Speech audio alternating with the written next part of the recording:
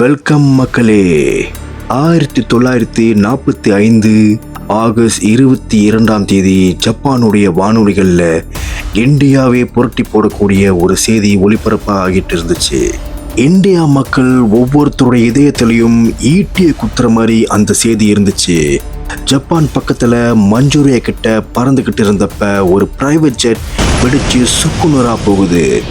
சோகம் என்னன்னா, அந்த பிரைவேட் ஜெட்குள்ளார எனக்கு கொஞ்சம் ரத்தம் கொடுங்க, நான் உங்களுக்கு நிறைய சுதந்திரம் கொடுக்கறேன்னு சொன்ன சுபாஷ் சந்திர போஸ் இருந்தாரு. அவரு அந்த வானூர்தியில இறந்துட்டாருன்னு ஜப்பான் ரேடியோஸ்ல வந்த செய்தி தான் இந்தியா மக்களுக்கு பெரும் அதிர்ச்சியா இருந்துச்சு. இது நடந்தப்ப பேரலா என்ன நடக்குதுன்னா, இவரோட நெருங்கிய நண்பரா இருந்த முத்துராமலிங்கம் தேவர் ஆந்திராவுடைய அமராவதி சிறையில இருக்கிறாரு. இவரு சிறையை விட்டு வெளியே வந்து அங்க ஒரு அறிக்கையை கொடுக்கறாரு. அதுதான் அடுத்த ட்விஸ்ட். நேதாஜி கொல்லப்பட்டதா வந்த செய்தி எதுவுமே உண்மை இல்லைன்னு சொல்றாரு முத்துராமலிங்கம் தேவர். நாடே அவரை திரும்பி பார்த்துச்சு. அது வரைக்கும் அமைதியா இருந்த எல்லாருக்கும் இங்கதான் சின்ன சின்ன சந்தேகங்கள் உண்டாக ஆரம்பிக்குது. விபத்துல நேதாஜி இறந்துட்டாரு, ஆனா அவர் கூட பயணிச்சவங்க யாருமே இறக்கல. அது எப்படி? இதுக்கப்புறம் 1950 மேலும் ஒரு செய்தியை பத்திரிகையாளர்களுக்கு முத்துராமலிங்கம் தேவர் கொடுக்கிறாரு. அதன்படி நேதாஜி ரஷ்யா நாட்டில் இருப்பதாகவும் விரைவில் இந்தியாவில் நேதாஜி அவர்கள் தலைமையில இராணுவ ஆட்சி நிறுத்தப்படும்னு சொல்லப்பட்டிருந்துச்சு. இந்த முறை முத்துராமலிங்கம் தேவர் ரொம்ப உறுதியா தான் நேதாஜி கிட்ட பேசினதாவே சொல்லியிருந்தாரு. இருந்தாலும் நாடு முழுக்க நேதாஜி இறந்து போனதா தான் மக்கள் நினைச்சுக்கிட்டு இருந்தாங்க. இப்படி இருந்த தருணத்துல இன்னொரு ட்விஸ்ட். 1964 ஒரு புகைப்படம் வெளியாகுது. இது நேரு இறந்தப்போ எடுத்த புகைப்படம். இதுல நேதாஜியோட உருவம் பதிஞ்சிருக்கு. பட் இவ்வளோ விஷயங்கள் அவரை இன்னும் உயிரோட தான் இருக்காருன்னு சொன்னாலும் அவர் யாராலுமே கண்டுபிடிக்க முடியல. இன்னைக்கு வரைக்கும் அவரை பத்தின தேடல் நடந்துகிட்டு தான் இருக்கு. இது ஹிஸ்டரியிலேயே மர்மமான, யாரும் மறுக்க கூடாத வரலாறு. இப்படிப்பட்ட நாம கட்டாயம் தெரிஞ்சுக்க வேண்டிய வரலாற்று உண்மைகளை தான் உங்க கண்ணு முன்னாடி நான் இன்னைக்கு கொண்டு வர போறேன்.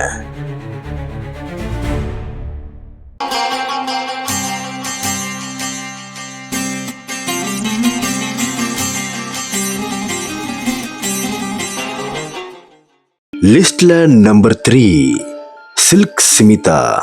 80s 90s மட்டும் இல்ல, இன்னைக்கும் பல பேரோட அழகு கண்ணியா இருக்கிறவங்க தான் சில்க் ஸ்மிதா. இங்க நீங்க நல்லா கவனிச்சிருந்தீங்கன்னா, நான் அழகு கண்ணிய அப்படிங்கிற வார்த்தையை தான் பயன்படுத்திருப்பேன். ஆனா பொதுவா இந்த நடிகையை பத்தி பேசும்போது எல்லாரும் கவர்ச்சி அப்படிங்கிற வார்த்தையை தான் பயன்படுத்துவாங்க. மாறுபட்டு அழகு அப்படிங்கிற வார்த்தையை நான் சொன்னதுக்கு ஒரு வேல்யூபிளான ரீசன் இருக்கு. முதல்ல கவர்ச்சி. இவங்க நடிச்ச காலகட்டத்தில் இவங்களை இப்படி பார்க்க நினைச்சவங்களை விட இப்படி பார்க்க நினைச்சவங்க தான் அதிகம். இன்ஃபேக்ட் படம் நல்லா ஓடுறதுக்காகவே இவங்களுக்கான கவர்ச்சியான காட்சிகளை வலிக்கட்டாயமா படத்துக்குள்ள இணைச்சவங்க எத்தனையோ பேர். உண்மையிலேயே இவங்களை பார்க்கறதுக்காகவே படத்துக்கு வந்து அந்த படங்கள் வெற்றி அடைந்த சம்பவங்கள்லாம் நடந்திருக்கு. அவ்வளோ வரித்தனமான ஃபேன் பேஸ் அப்படி இவங்களுக்கு இருந்திருக்காங்க. சோகம் என்னன்னா, தன்னோட 35வது வயசுல சில்க் ஸ்மிதா அவங்க பாத்ரூம்ல இறந்து கண்டுபிடிக்கப்பட்டாங்க. இவ்வளோ சின்ன வயசுல இவங்க இறக்க காரணம் என்ன? ஒரு கவர்ச்சி பொருளா தான் எல்லாருமே இவங்களை பார்த்தாங்க. ஆனா ஒரு நடிகையா யாருமே இவங்களை ரெகனைஸ் பண்ணல. நேத்து ராத்திரி எம்மான்னு இவங்க ஆட்டம் பட்டி தொட்டியெல்லாம் பிச்சுக்குன்னு ஓடுச்சு. ஆனா இதே சில்க் ஸ்மிதாவை அலைகள் ஓய்வுதலை படத்துல ஒரு கேரக்டர் ஆர்டிஸ்டா வச்சு பொறுமையா பாருங்களேன். அந்த கேரக்டர்ல அவ்வளோ டெப்த் இருக்கும், அவ்வளோ வலி இருக்கும், அவ்வளோ நடிப்பு இருக்கும். கம்ப்ளீட்டா வேற ஒரு விஜயலட்சுமிய உங்க கண் முன்னாடி நீங்க பார்க்கலாம். எஸ், சில்க் ஸ்மிதா அவங்களுக்கு பேரு வர்றதுக்கு முன்னாடி விஜயலட்சுமியாவே அவங்க ஒரு சிறந்த நடிகை. ஆனா ஒரு நடிகைய யாரும் இவங்களை பார்க்கல. படத்துக்கான ப்ரொமோஷனலா மெட்டீரியலா தான் யூஸ் பண்ணாங்க. மேலும் இவங்க நடிச்ச இந்த பாணியால சினிமா துறையில பல பேர் இவங்களுக்கு உடல் ரீதியா பல தொந்தரவு கொடுத்திருக்காங்க. இதை எல்லாத்தையும் கடைசியா அவங்க தற்கொலை பண்ணிக்கிறதுக்கு முன்னாடி அவங்க கைப்பட எழுதின கடிதத்துல நம்மளால பார்க்க முடியும். தான் வாழ்ந்த காலத்துல ஒருத்தருக்கு கூட தீங்கு செய்யாம வாழ்ந்திருக்காங்க. சின்ன வயசுலயே ஒரு வயதானவரோட திருமணம் ஆகி பின்ன அங்கிருந்து தப்பிச்சு வந்து சினிமால மேக்கப் ஆர்டிஸ்டா நுழைஞ்சு பின்னால இந்த பொண்ணு இருந்தா படம் ஓடுன்னு சொல்ற அளவுக்கு ஒரு பொண்ணு தனிச்சு நின்று ரெக்கார்டை கிரியேட் பண்றாங்க. தன்னை சுத்தி இருந்த எல்லாரையும் நல்லா பாத்துக்கிறாங்க. தன்னை சுத்தி இருந்த எல்லாரையும் நல்லா பாத்துக்கிட்ட இவங்களுக்கு கடைசி வரைக்கும் தன்னை பாத்துக்கிறதுக்கு யாருமே கிடைக்கல. இமேஜின் பண்ணி பாருங்க, தமிழ், தெலுங்கு, மலையாளம், கன்னடம், ஹிந்தின்னு கிட்டத்தட்ட 450 படங்களுக்கு மேல இவங்க 17 வருஷமா நடிச்சிருக்காங்க. அதுல கிடைச்ச எல்லா வருமானத்தையும் சில குறிப்பிட்ட நபர்களுக்காக காலம் முழுக்க நம்ம கூட இருப்பாங்கன்னு நம்பி செலவு பண்ணிருக்காங்க. ஆனா அப்படிப்பட்டவங்க செஞ்ச துரோகம் கடைசியில இவங்க வாழ்க்கை ஒரு சின்ன குழி அறைக்குள்ள முடியும் காரணமா அமையுது.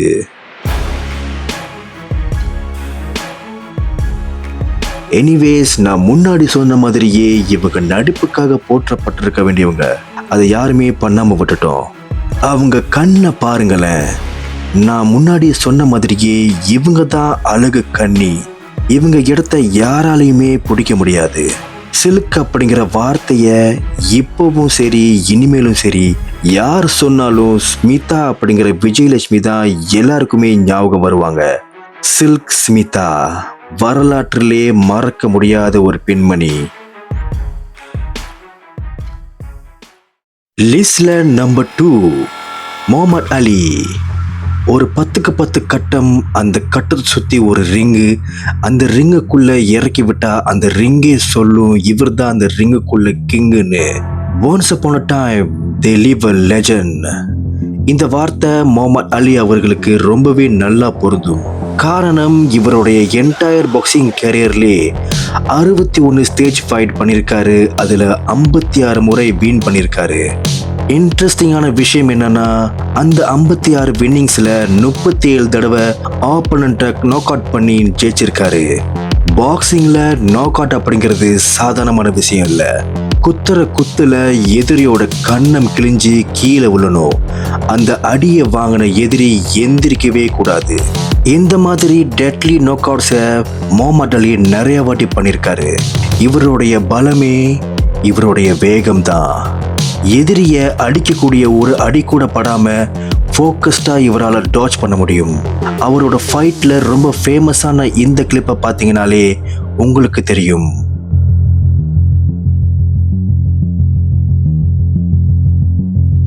Generally fans enjoying is டாச்சிங்.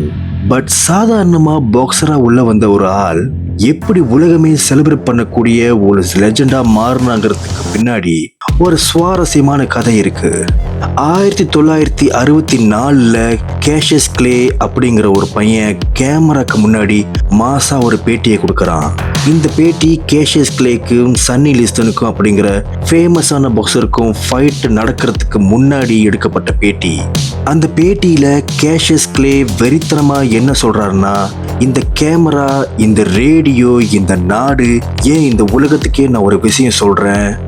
நடக்க போற சண்டையில சன்னி லிஸ்டோன் என்னை தோக்கடிச்சிட்டா அவனுடைய காலுக்கு முத்தம் கொடுத்து இந்த நாட்டை விட்டே ஓடிடுறேன்னு கேஷியஸ் கிளே ஆக்ரோஷமா பேட்டி கொடுக்கறான். பட் அப்போ அவனுக்கு வயது வெறும் 22 தான். ஆனா அவன் எதிர்க்க போற ஆப்போனன்ட் சன்னி லிஸ்டனை ஒரு பேய்னு சொல்லலாம். ஏன்னா அந்த அளவுக்கு விகரசான ஆக்ரோஷமான பாக்ஸர் தான் சன்னி லிஸ்டன். கேஷியஸ் கிளேக்கு முன்னாடியே பல சண்டைகள் சன்னி லிஸ்டன் பண்ணியிருக்காரு. இவரோட சேர்ந்து ரிங்குக்குள்ள இறங்கவே மற்ற பாக்ஸர் எல்லாருமே பயப்படுவாங்க. அப்படிப்பட்ட ஒருத்தர் கூட 64 தைரியமா இறங்குறாரு கேஷியஸ் கிளே. முதல் ரவுண்ட்ல கேஷியஸ் எதிரியோட தாக்குதலை தடுக்க மட்டும் தான் செய்யறான். செகண்ட் ரவுண்ட்ல கிளே பொறுமையா தாக்குதலை துவங்குறான். தேர்ட் ரவுண்ட்ல சன்னி லிஸ்டனுக்கு இடது கண் தோல் கிழிஞ்சி ரத்தம் ஊத்த ஆரம்பிக்குது. இது வரைக்கும் லிஸ்டன்ஸை யாருமே அப்படி அடிச்சது கிடையாது. முதல் முறையா லிஸ்டனோட தோல் கிழிஞ்சி ரத்தம் ஊத்துது. இப்படியே போக 7வது ரவுண்ட்ல லிஸ்டன் மொத்தமா கீழே விழ கேஷியஸ் கிளே அந்த மேட்சை ஜெயிக்கிறான்.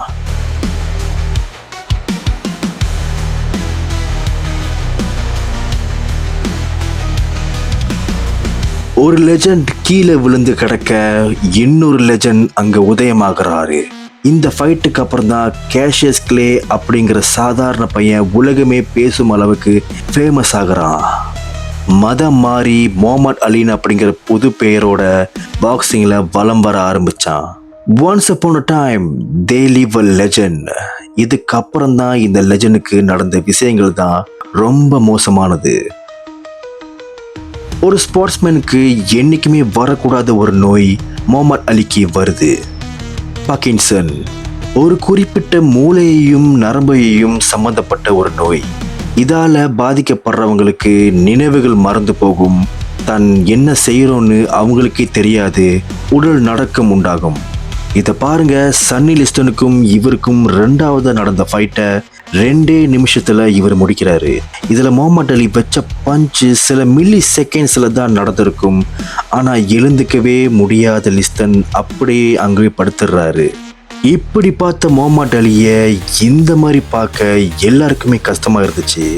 என்ன செய்யறது, எல்லா வண்ணங்களும் நிறைஞ்சதுதான் வாழ்க்கை. அதுல சில நேரம் மனிதன் கருப்பு வண்ணங்களையும் கடந்து வந்துதான் ஆகணும். கடைசியா ஜூன் 3, 2016 உணர்ச்சிகளே இல்லாம இறந்து போறாரு. Once a legend, always a legend. நிறைய ஸ்போர்ட்ஸ்மேனுக்கு இவர் இன்னைக்கும் இன்ஸ்பிரேஷனா இருக்கிறாரு. முகமது அலி வரலாறு மறக்க முடியாத மனிதர். லிஸ்ட்ல நம்பர் 1, தாய்லாந்தின் பாலியல் பக்கங்கள். மேக்சிமம் எல்லா ஊர்லேயுமே இருக்கிற யங்ஸ்டர்ஸ் எங்கேயாச்சும் வெளிநாட்டுக்கு ட்ராவல் பண்ணி போகணும்னு பிளான் பண்ணா மித்த எல்லா கண்ட்ரிஸையும் விட்டுட்டு இந்த ஒரு நாட்டை அந்த குரூப்ல இருக்கிற ஒரு பையனாச்சும் சொல்லியிருப்பான். பிகாஸ் சவுத் ஏஷியாவிலேயே இருக்கிற இந்த கண்ட்ரிக்கு விபச்சாரம் தான் மிகப்பெரிய ஹாட்ஸ்பாட். தாய்லாந்து, பேங்காக், பத்தாயா இதை பற்றிலாம் பேசும்போது எல்லாருக்கும் இந்த ஒரு விஷயம்தான் ஞாபகம் வருது. இதுக்கான காரணத்தை தெரிஞ்சுக்க நாம கொஞ்சம் வரலாற்று பக்கங்களை பின்னோக்கி புரட்டி பார்க்கணும். அப்ராக்சிமேட்டா 70 வருஷத்துக்கு முன்னாடி அப்போ வேர்ல்டு வார் 2 நடந்துகிட்டு இருந்த காலகட்டம். ஜப்பானுக்கும் அமெரிக்காவுக்கும் கடுமையான சண்டை நடந்துகிட்டு இருந்துச்சு. இதுக்கு நடுவுல இருந்த தாய்லாந்து ஜப்பானோட வலுக்கட்டாயத்தால அமெரிக்காவையும் மற்ற நாடுகளையும் எதிர்க்க வேண்டியதா இருந்துச்சு. ஆனா அந்த போர் ஜப்பானுக்கு சாதகமா அமையல. ஜப்பான் படு தோல்வி அடைய அதோட எதிர் ஒலிப்பு தாய்லாந்திலையும் ஒலிச்சது. தாய்லாண்டோட பொருளாதாரம் அதல பாதாளத்துல போய் விழுது. மக்களுக்கு வேலை இல்லை, கவர்மெண்ட் கம்ப்ளீட்டா கலைஞ்சிருச்சு. ஒரு நாடு இன்னொரு நாடு கிட்ட போர்ல தோத்துடுச்சுன்னா அங்க முதல்ல பாதிக்கப்படுறது பெண்கள். அதேதான் இங்கேயும் நடக்குது.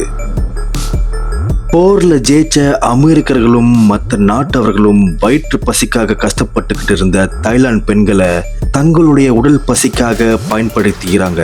ஆனா இதுலயே நடந்த ஒரு நல்ல விஷயம் என்னன்னா, அந்த அப்பாவி பெண்களை பயன்படுத்திக்கிட்டவங்க அவங்க உயிரோட இருக்கணுங்கிறதுக்காக கொஞ்சம் உணவையும் பணத்தையும் கொடுக்கறாங்க. எதுவுமே இல்லாத நேரத்துல இந்த ஒரு விஷயத்துல வாழ வழி கிடைக்குதேன்னு அந்த பெண்கள் நினைக்க ஆரம்பிக்கிறாங்க.